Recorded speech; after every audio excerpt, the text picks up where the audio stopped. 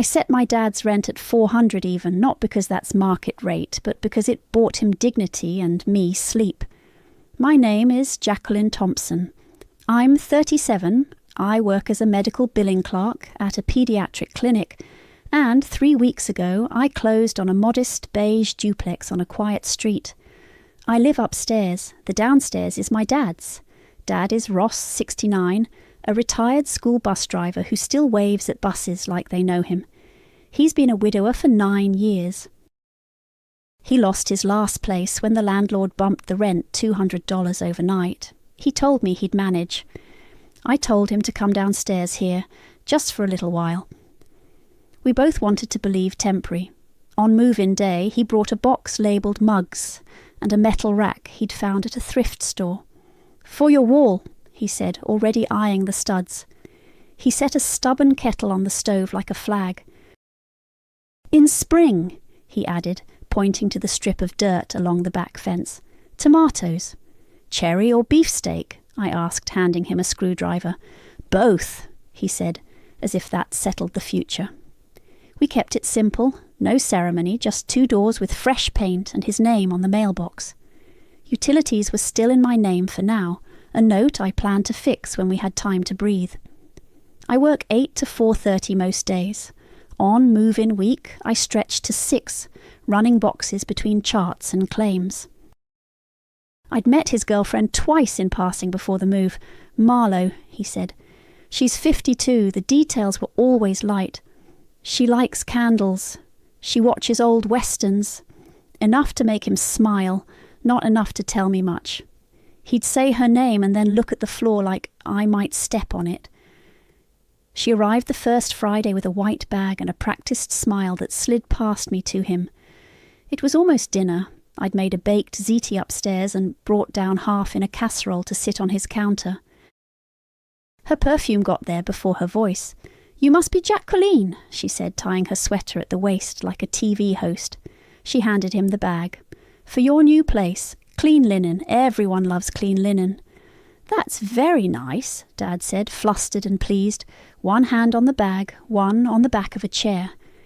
He always looked taller around other people, like he thought it helped.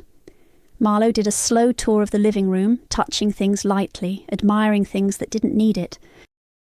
"So cosy," she said, "and safe. You must feel better having him close." The smile flashed up at me and then returned to him like a boomerang. "I do," I said. It was true. It was also true that my stomach was tight in a way I couldn't translate. I'd bought this place with savings and a calculator and the thought that I could keep my dad from slipping through any more cracks. Paper over panic, doors that shut, lights that turn on when you hit the switch. Dad pulled out a chair. "We were just going to eat," he said. "You want a plate?" "Oh, I couldn't," she said, already sitting. "Just a few bites." We ate, and it was fine. She told a story about a farmer's market where the tomatoes tasted like sunlight. Dad laughed, and it sounded like the old days. When I stood to rinse plates, she stood too. "I'll get those," she said, hip bumping me from the sink in a move so smooth it felt like choreography.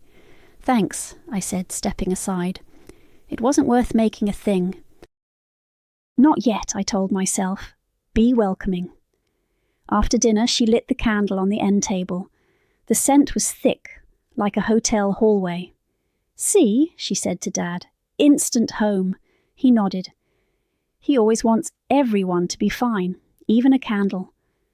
"I can take the trash out," I offered, gathering plates and paper towels. The small things felt like anchors.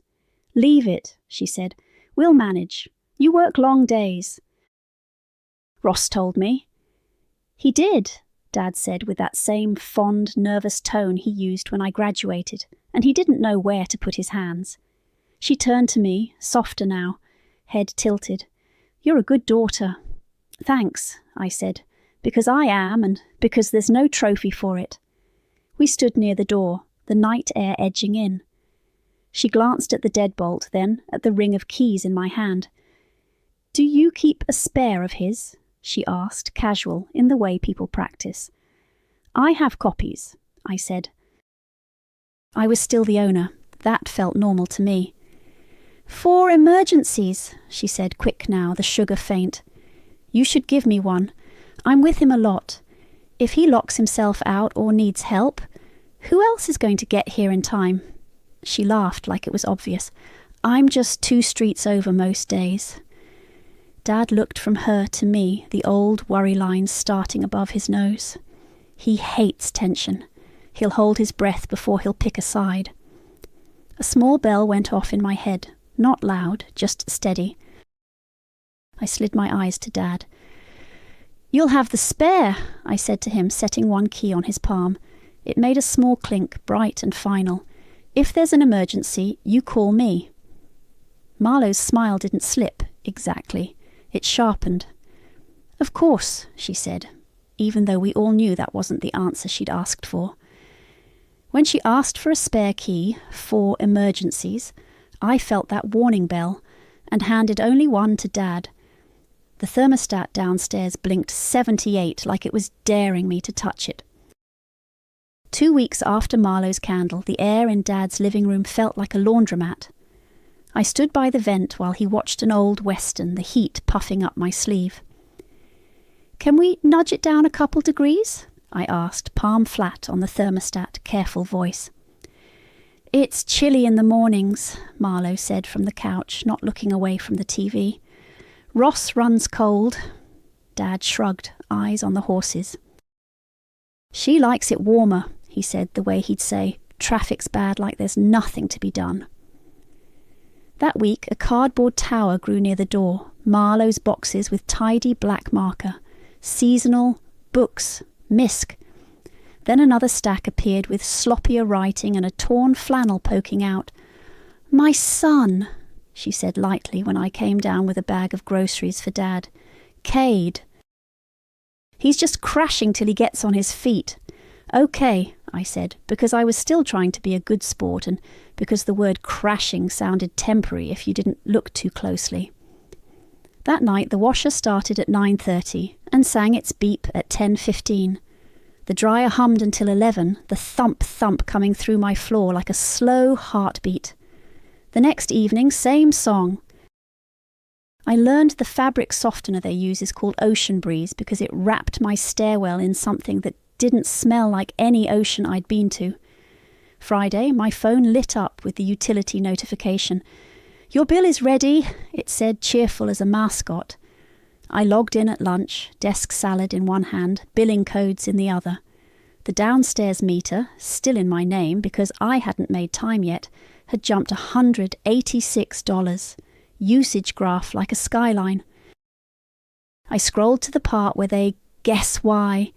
Colder weather, it suggested. The week had been 62 and damp. After work I knocked and let myself into Dad's place, the key warm from my palm. Rekeyed was on the couch with a game controller, socks on the coffee table. He looked up only enough to see I wasn't a threat and went back to shooting something on the screen. Marlowe smiled from the kitchen. Hi, sweetheart, she said to Dad, then to me. You look tired. I am, I said, and held up the paper I'd printed. The electric went up by $186 this month. That's just the downstairs meter. Marlowe's eyes moved over the page like a cat playing uninterested. Electric companies love to scam people. It's the heater and the laundry, I said, keeping my tone even. Can we bring the thermostat down to 72? 73? That's not generous, she said. He's older. I'm right here, Dad said softly, which made all 3 of us pause. I nodded. You are, and I want you comfortable. I also want to keep the utilities reasonable.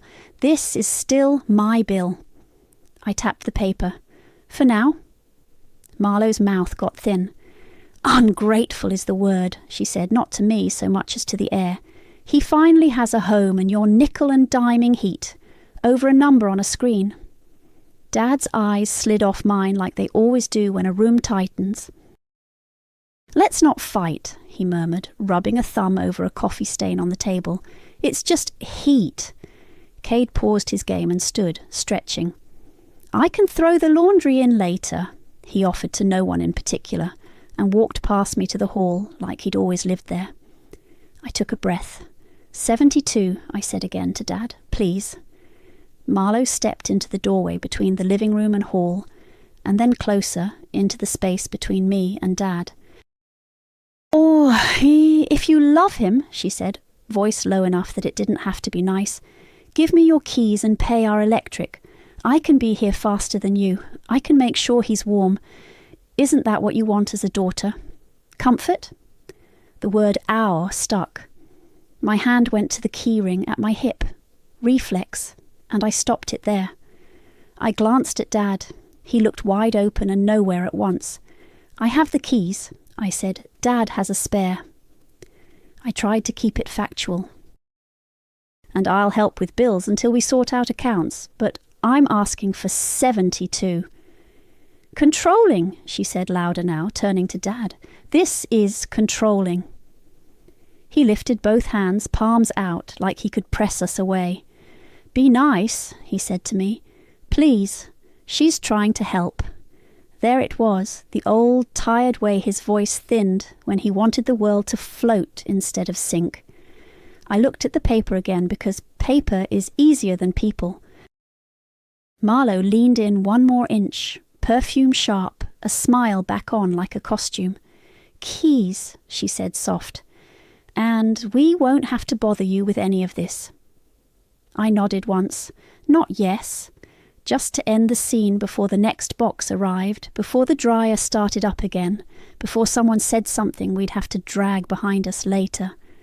I opened my laptop and pulled up the last 2 electric bills, the numbers bright enough to make my eyes ache. The downstairs meter, mine for the moment, sat there with the 186 jump like it might explain itself if I stared long enough. It didn't. In the morning I packed my lunch and a clean copy of Dad's rent receipt, the one I'd typed up when he moved in, $400 due on the 1st, paid. At my desk between insurance codes and hold music, I downloaded a plain month-to-month lease template and started filling in boxes. Landlord, Jacqueline Thompson. Tenant, Ross Thompson. Premises, downstairs unit.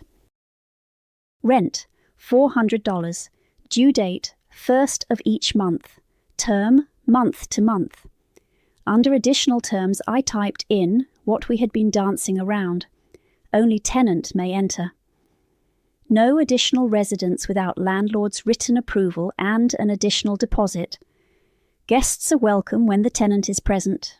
No overnight stays exceeding 7 nights per month without approval. Thermostat cap 70-degree high. Tenant to set up and maintain electric in tenant's name within 5 days. I printed 2 copies and slid them into a manila folder with a pen. My hands shook a little, more from coffee than fear, I told myself.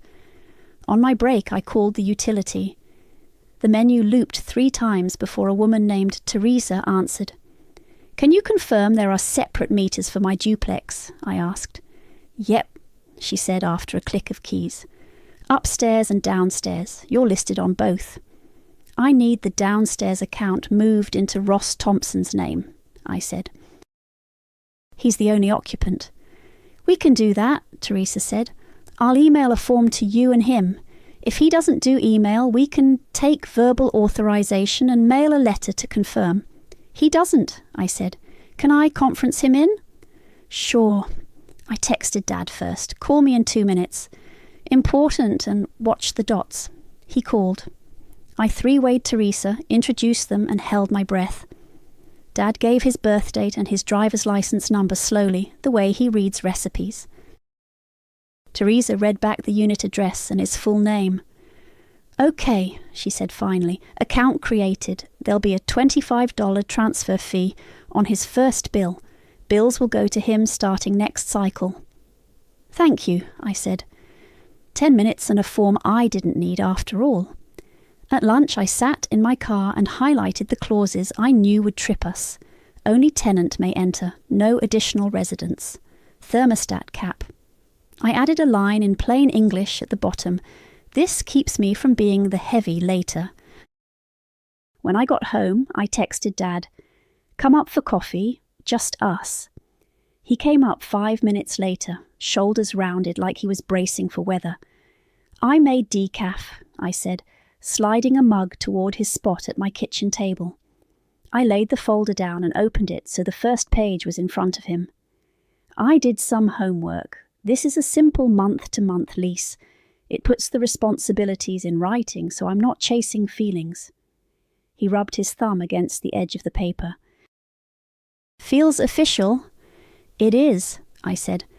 "But it's not dramatic. Same rent, same timing. Utilities, your electric is now in your name. I did that today with you on the phone." His eyebrows went up. "Oh." "It's cleaner," I said. "You'll get the bill. If it's high, you can decide whether you want to adjust the heat or the laundry. I won't be the referee. And," I pointed at the highlighted parts, "I put in the guest and occupant rules. 1 occupant on the lease. Guests are fine when you're here, but no move-ins without my okay and a deposit. The thermostat, cap at 70. That helps keep the bill predictable." He stared at the line I'd bolded, "Only tenant may enter," and slid his finger under it like it was a sentence he needed to sound out. "So I can't give Marlowe a key?" "You can't give anyone a key," I said, keeping my tone soft. "If she visits while you're home, that's fine. If there's an emergency, you call me. If you decide you want someone to live with you, we talk about it first, and we adjust the rent and deposit. It's not about punishing anyone, it's just boundaries." He took a long drink of coffee and set the mug down carefully. "She thinks you don't like her." "I don't know her," I said. "I know my bill went up and my laundry has a curfew now. I want you comfortable. I also want to keep our relationship from turning into me policing your living room." He flipped the page, read the rent line, nodded. "Due on the 1st. That hasn't changed." "No," I said. "What's changed is I'm putting the rules on paper so no one can call me names for following them." "People said things?" he asked, eyes flicking up. "People implied," I said. "This keeps me out of the implication business." He blew out a breath that sounded like it had been waiting. "All right," he said finally and reached for the pen. "If this helps us not fight, I'm in." "Thank you," I said. "It will. And if it doesn't, then it'll help us make the next decision." He signed his name in neat block letters, a little slower than he used to, and dated it. The pen scratched, the sound small and steady in my kitchen. He lingered on the bottom margin, finger-tapping the typed words. "Only tenant may enter." "So I can't give Marlowe a key?" he said again, not quite asking for permission, just testing the shape of the rule. "That's right," I said, "not without us talking it through." Dad's signature was still wet when I texted Kent, "Can you rekey a downstairs deadbolt tonight? Duplex, I'm the owner, tenant will be present." He called back between jobs, road noise in the background. "I can swing by after 7, he said. 15 minutes standard rekey." "You want new keys cut?" 2, I said. 1 for me, 1 for Ross. After we hung up, I poured Dad more coffee. "I'm having the lock changed tonight," I said. "Not to lock you out, to make sure the only keys out there are the ones we agree to." He nodded slowly. "All right." "We'll set the thermostat to 70, I added, pointing at the line on the lease. "If you get cold, call me and we'll talk about it. But this way it's not a negotiation every night." 70's fine, he said. "I wore a jacket to drive a bus. I can wear a sweater to watch TV." At 7:15, Kent's white van pulled into the curb. He knocked on my door first. "Jacqueline?" he said, glancing between the 2 units. He had a toolbox in one hand and a clipboard in the other. "That's me," I said. "This is Ross," I added when Dad stepped into the hall. "Downstairs tenant." Kent nodded, businesslike. "You've got photo ID?" he asked me. "And you're okay with me rekeying, sir?" to Dad. I handed him my license. Dad said, "Yes," like it was a relief to have someone else say the word. We went downstairs. Kent looked at the deadbolt. "Quick set," he said. "Easy." He set a mat down, unscrewed the 2 long screws, slid the cylinder out like he'd done it with his eyes closed. He didn't make a show of it. Tools in, tools out, no fuss. 15 minutes later, he clicked the new cylinder in place, tested it twice, then held up 2 silver keys. I signed his work order against the doorframe. "Thanks," I said. The total was less than 100, worth every penny, and how it made my chest loosen. I put 1 key on my ring and pressed the other into Dad's palm. The clink sounded small, neat. He closed his fingers around it like it was fragile. Kent packed up. "Anything else?" he asked. "That's it," I said. "Appreciate you coming by late." "Call if you need the upstairs done," he said, and was gone in the same clean way he'd arrived. Inside, I set the thermostat to 70 and stuck a strip of blue painter's tape next to it with the number written in marker. Not a cage, just a reminder. I printed a simple notice and taped it on the inside of the downstairs door at eye level. Only the tenant may enter. Additional occupants require approval and a deposit. Dad read it, mouth tightening, then relaxing. "Clear," he said. "That's the point," I said. "Clear is kinder." He sat at his table and opened the mail. I took the trash out and came back with the recycling bin. The normal chores felt like a bridge between the new rules and our old rhythm. At 8:30, headlights swept across the front windows. A trunk thumped. I heard a box scrape the stairs. Marlowe's voice lifted, bright and busy. "I got those kitchen things," she called through the door before even trying the knob. She slid her key in. The lock stopped her with a soft, final click. She froze for half a second, then tried again, once, twice. The metal ticked against metal, no give. She looked up and saw me at the end of the hall. Her phone was already in her hand. "You changed the lock," she said, stating it like a crime scene report. "I rekeyed it," I said. "Ross has his key. He's the tenant." Her jaw worked. "This is illegal." "Ross is inside," I said, staying steady. "He can let you in when he wants you in." "The lease says only the tenant may enter and no additional residents without approval." She breathed out through her nose, smile pasted back on in a hurry. "I have a key," she said, holding up the metal like a badge. "Ross gave me one." I nodded once. There it was. "Then that's something you and Ross can talk about. Going forward, these are the keys that work." I tapped the new deadbolt lightly. She shifted the box on her hip. "I'm here a lot. He needs help. I'm not doing this with you on a power trip. Ross has what he needs to get in and out." I kept my voice level. "If he wants company, he'll open the door." She stepped to the window and peered in, then back to the knob, then to me. "Let me in," she said, lower now, the charm scraped off. Dad appeared behind the curtain, careful, his shoulders rounded.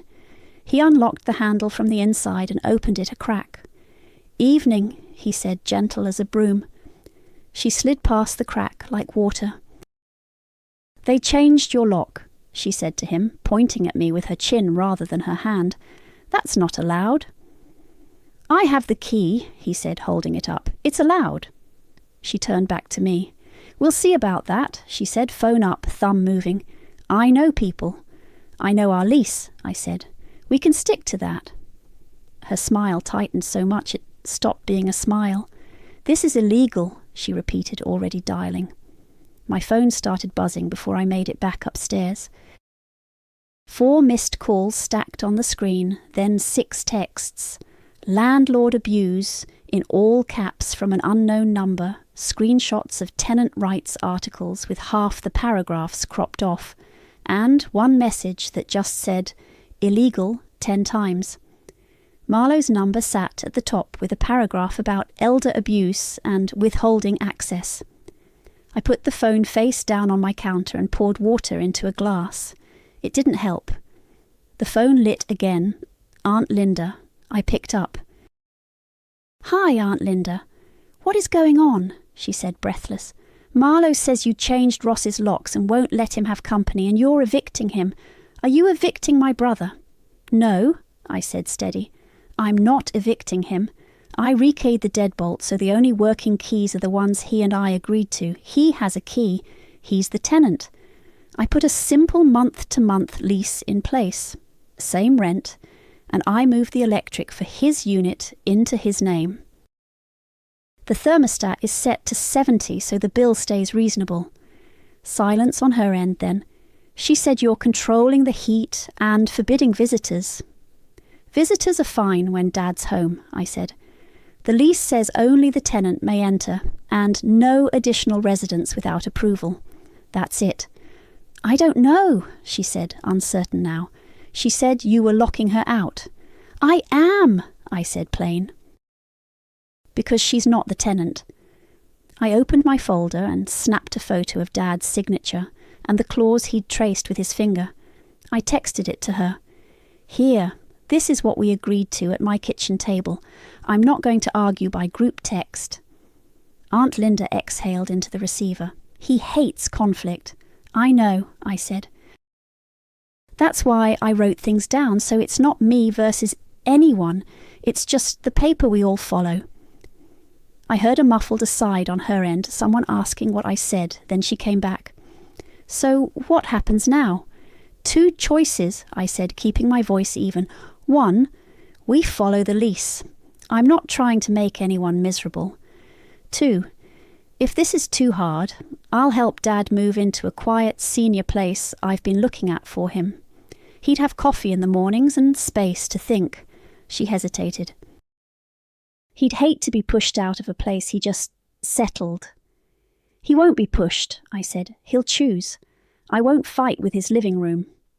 "I'll call him," she said. "Don't make any sudden moves." "I won't," I said. "Good night, Aunt Linda." When I went back downstairs, Dad was at his table, rubbing a thumb into a circle on the wood like he could polish the air. Marlowe paced, phone in hand, the candle lit, even though the room already smelled like it. "I just spoke to Aunt Linda," I said. "I sent her the lease, so she has the facts." Marlowe stopped pacing. "You're making family pick sides over a lock," she said. "I'm making the rules clear," I said. "Dad, it's late. We can talk in the morning." He looked tired in a way that had nothing to do with time of day. "I just want peace," he said, voice thin.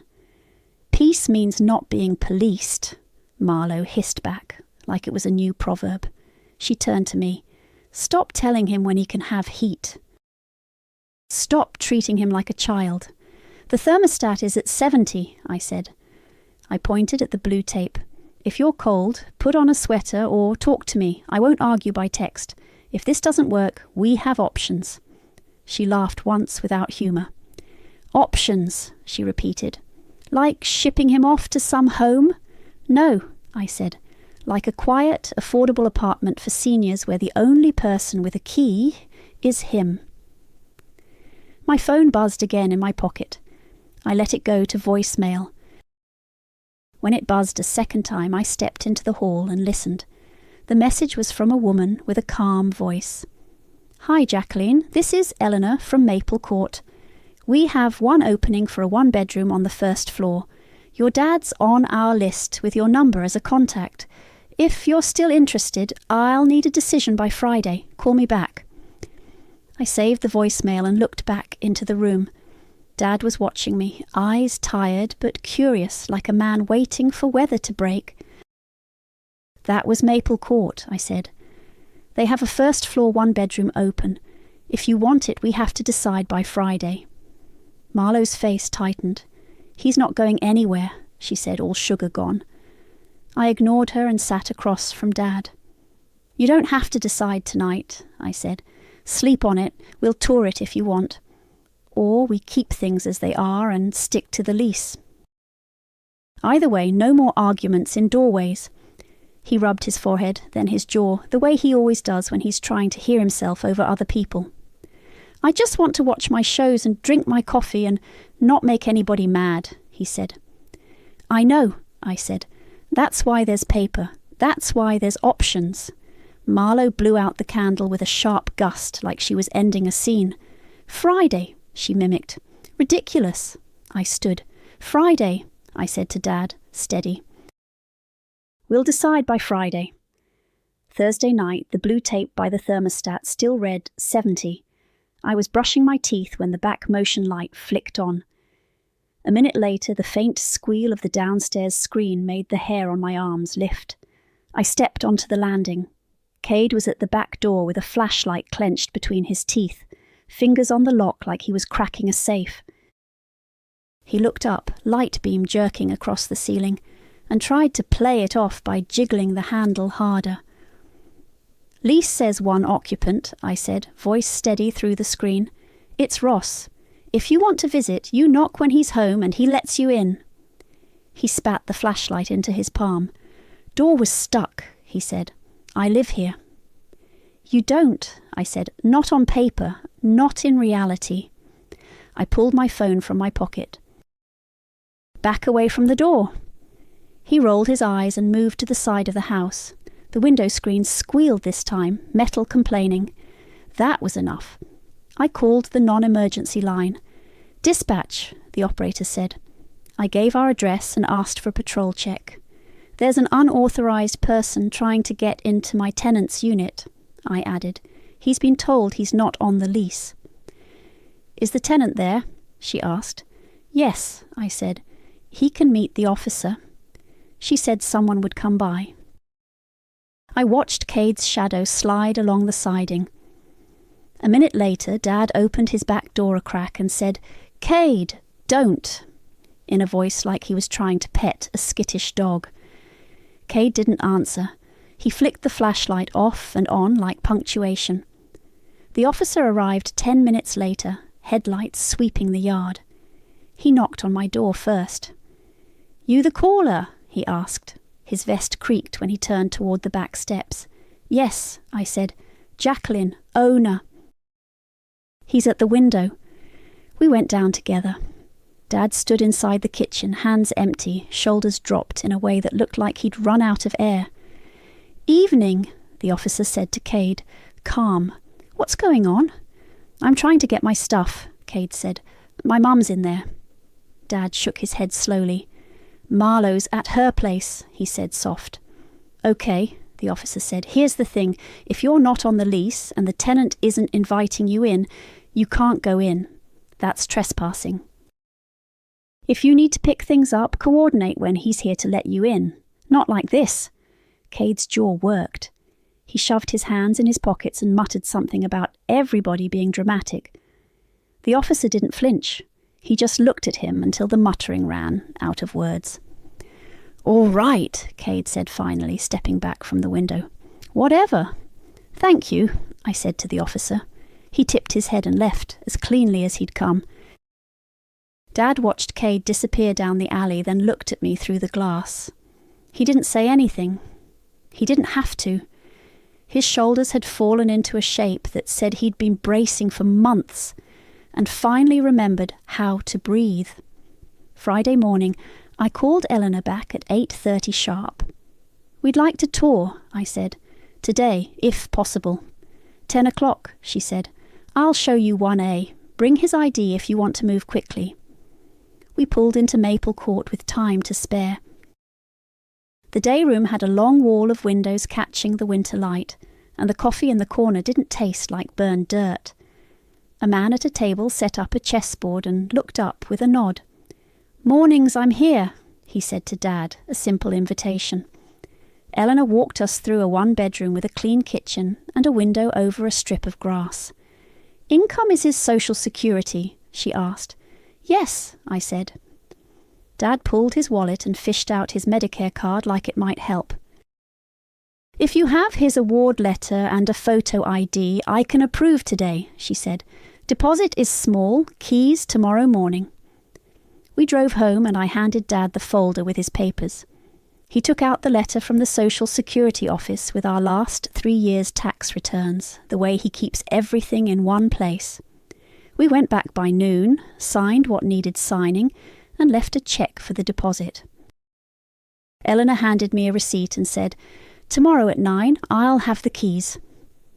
On the drive back, Dad stared through the windshield like he was testing the air. At the light he said, "Not dramatic, just true. I'd like to hear myself think again." "Okay," I said, "then we'll move you tomorrow." At home, I circled Saturday on the kitchen calendar. I texted Andy, "Any chance your truck and your Saturday morning are available?" It buzzed back a minute later. "Sure. 9, straps included." 5 minutes after that, my phone lit with a text from Marlowe. "Over my dead body." Andy pulled up at 9 with a red pickup, a coil of ratchet straps, and the kind of patience that doesn't make noise. He parked at the curb and said, "Tell me what goes first," like it was any other Saturday. "Boxes in the dresser," I said. "I'm going to swing by Maple Court to grab Dad's keys." "Eleanor's meeting me." Dad stood in the doorway, folding shirts into careful stacks on the arm of the couch, like each sleeve needed a breath. "I'll start with the boxes," Andy said. He lifted 2 at a time, balanced like he'd done it 100 times. They were light things, mugs, records, a drawer of socks. I drove 5 minutes to Maple Court, signed a receipt while Eleanor slid 2 brass keys across the desk.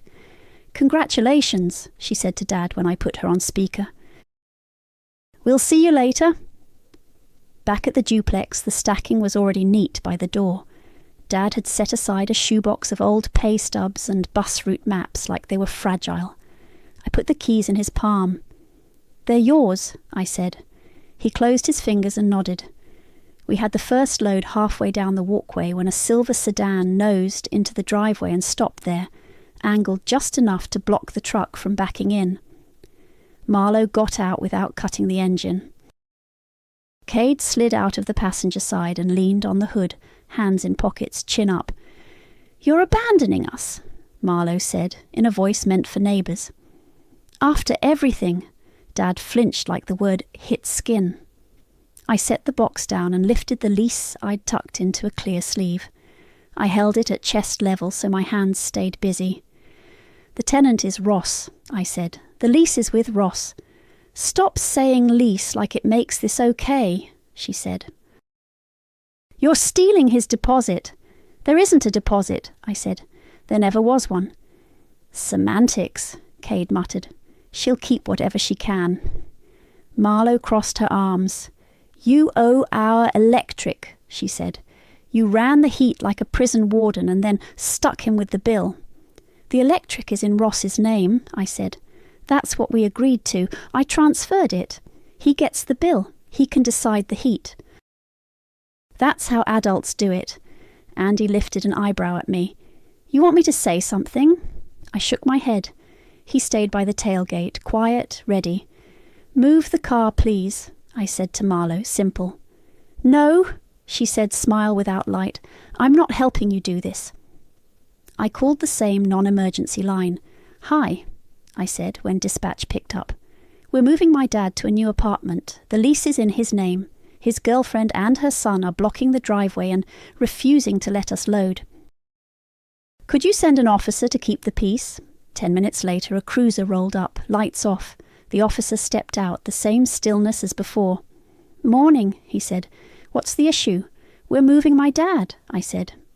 I held up the sleeve with the signature. "This is his lease. He's asked for help. We're just trying to load the truck."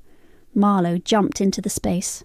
"She changed the locks. She's evicting him. She's keeping money. The officer held up a hand. "Ma'am, I'm here to keep the peace." "Sir?" He turned to Dad. "What do you want to do today?" Dad's hands shook. He looked at me, then at the keys in his palm, then at the boxes. "I'd like to move," he said, voice wobbling but clear. "Please." The officer nodded. He turned to Marlowe and Rekeyed. "You can't block the driveway. You need to move the vehicle. If you have a civil dispute, you can take it up in civil court. Right now, you need to let them load." Rekeyed kicked at a pebble and pushed off the hood. "Whatever," he said, climbing back into the passenger seat. Marlowe stood there for a beat, chin tight, then got in and reversed just enough to give us a straight line. "Thank you," I said to the officer. He tipped his head and stayed at the curb until we had the dresser loaded. Inside, Dad folded the last of his shirts, hands steadier now that the first load sat in the truck bed under a blue strap. He sat on the couch and tied his shoes with the same care he used to check mirrors before pulling a bus from a lot. When he stood, he swayed once. I put a hand on his elbow. "It's okay to choose quiet," I said. He nodded, took a breath, and locked the door behind him. The click sounded like the opposite of a fight. We climbed into my car. Andy pulled the truck forward. Marlo stepped into the drive, phone up like she could film the outcomes interchanging. "The light company said Ross is on the account," she shouted, as if it proved something. "That's correct," I said, window down just enough to carry. "That's how it should be." She fired back something I let the wind take. Cade looked everywhere but at us. We pulled away. The officer watched us go, then got into his cruiser. Andy turned right at the end of the street toward Maple Court. In the rearview mirror, her boxes sat on the curb under a sky that finally looked like weather instead of a threat.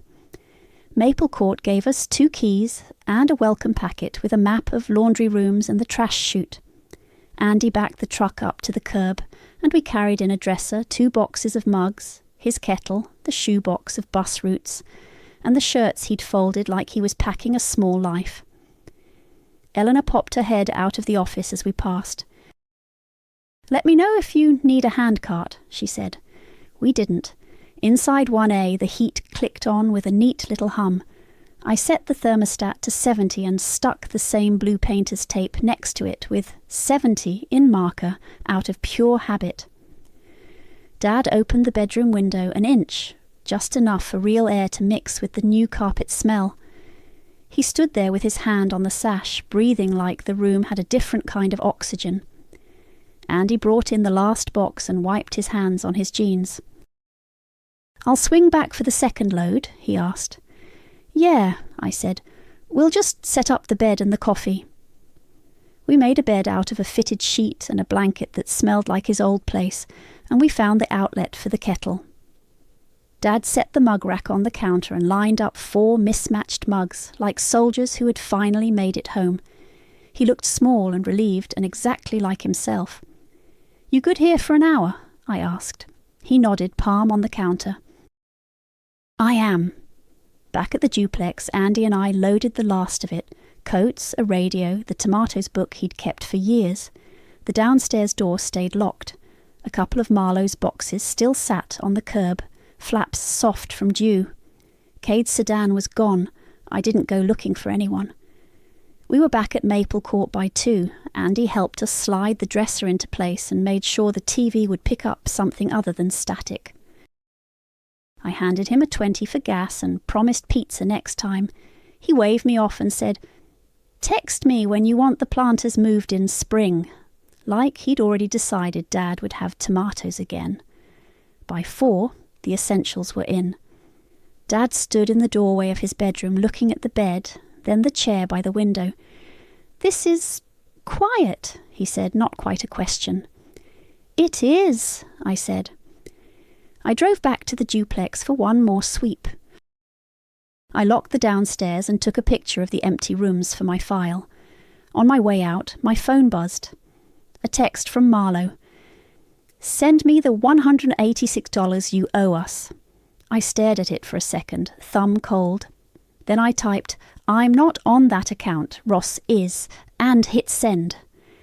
Before she could reply, I blocked the number and slid the phone into my pocket. Consequences don't always look like fireworks. Sometimes they're just a lock clicking, a bill you finally don't pay, and a door you leave closed. At 7, I called Dad before bed. "You warm enough?" I asked. He chuckled. "Windows cracked," he said. "Kettle's on." "Good," I said. "Sleep." He slept. He told me the next morning that he'd woken up once and then realised he could hear the heater and nothing else, and he fell asleep, smiling like a kid after a field trip. Sunday we had coffee in the common room. The light through the big windows made the linoleum look almost pretty. A neighbour with a chess set waved.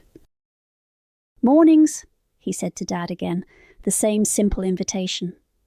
We sat and talked about tomatoes, and Dad pointed out the strip of grass outside his window. "Maybe a container garden," he said, "cherry and beefsteak." "I'll bring potting soil," I said, "and cages." He tapped the welcome packet where it listed "Community Garden Plots. Sign up in April." "Look," he said, delighted, like he'd discovered something the manager hadn't told him on purpose. My phone buzzed. Unknown number. The preview read, "You can't block me, this is about family." I didn't open it. I deleted it. Aunt Linda called a minute later. "Hi, Aunt Linda," I said. "I just talked to your dad," she said, softer than before. "He sounds good." "He is," I said. "He slept. He's got coffee." She exhaled. "I'm sorry I got spun up. I don't like people fighting." "Me neither," I said. "That's why I wrote it down." "I'll come by this week," she said. "Bring those spicy peanuts he likes." "He'd like that," I said. After coffee, we walked back to 1A. Dad practiced locking and unlocking the new deadbolt, then did it again. He slid the brass key into his pocket, like it weighed the right amount. "Do I owe you anything for the month?" he asked, practical even now. "We'll square it," I said. "Your lease was month to month. We'll write a notice date for my files. I'm not chasing you for 30 days of anything." He nodded. Fair. We sat in his new living room for a while without talking. Every so often he'd look at the thermostat like he was checking a friend. At 10, we called the utility together and had them close out his downstairs account, effective today. "Final bill will come to your new address," the woman said. "Then you're all set." He thanked her 3 times. On my way out, Eleanor caught me in the hall. "He's a good fit here," she said. "Let us know if you need anything." "I will," I said. At home, I unlocked my own door and stood in the upstairs kitchen for a long minute. The floor didn't hum with someone else's dryer. The air smelled like plain air. I wrote a simple notice on my calendar to clean the downstairs and list it when I was ready. Not today. Today could just be quiet. By afternoon, the curb out front was empty. Someone had taken the boxes or the rain had finished the job. I didn't go looking. I didn't text anyone else. I reheated leftover ziti and ate, standing at the counter, then took a mug down to Dad's new place and left it on his counter because it looked like it belonged there. When I left, he walked me to the door. "Thank you," he said, the words simple and unadorned. "You did the hard part," I said. He shook his head. "You made it easy to do the hard part." We didn't hug. We didn't need to. He locked the door after me. The click sounded like things finally doing what they were supposed to do.